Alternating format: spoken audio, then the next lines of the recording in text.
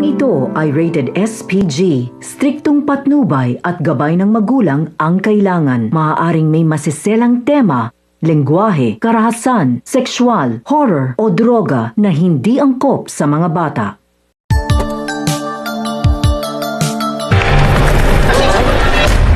Chip, dito na. Dumating na ang araw ng panggigipit kay Tanggol. Pinatawag siya ni Espinas dahil sa mahalagang misyon nito na ipapagawa kay Tanggol, ngunit si Tanggol ay hindi pa handa sa mga ganitong sitwasyon kaya pinapili siya nito.